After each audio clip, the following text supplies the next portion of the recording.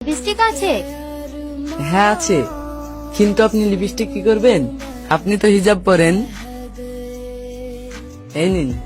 এটা না, রেড কালারের দিন।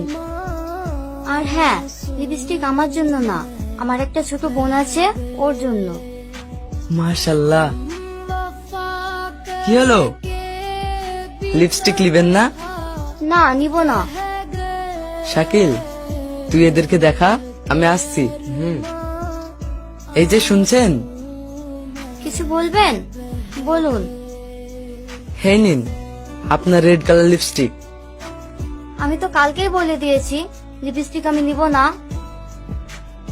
দেখুন, যদি আপনার জন্য লিপস্টিক নিতেন তাহলে হয়তো আমি জোর করতাম না, কিন্তু আপনি বলেছেন আপনার বোনের জন্য নিবেন। আর বোনের কথা শুনলে বুকটা আমার কেঁপে ওঠে। কেন? সে অন্য একদিন শোনাবো। হে নিন। আচ্ছা, কত টাকা? টাকা লাগবে না। কেন টাকা লাগবে না বলুন আমাকে। বোনের জন্য তো, তাই। আচ্ছা। চান টাকা দিতে হবে না। আরে আপনি কেমন আছেন?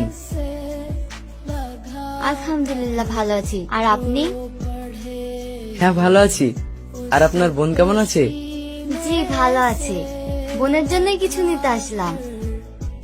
আচ্ছা বলুন, কি দেব? নেল পালিশ দেন বোনের জন্য। ওই ছেড়ে দে ওকে। ভাই আপনি ওঠো, তুমি যার কাছে ভুল করেছো তার সঙ্গে গিয়ে ক্ষমা চাও, দিয়ে যাও এখান থেকে। আমি কি দেখছি, চার ভাই পুরো এলাকা কাঁপতো, সে এত ভালো মানুষ হলো কি করে?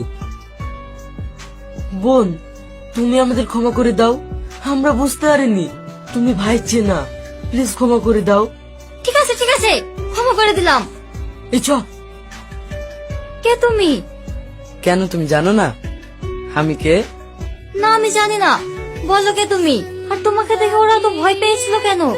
আমি বলছি, আসলে আমরা কোনো সাধারণ মানুষ না, আমার ভাইয়ের ভয়ে পুরো এলাকা কাঁপতো।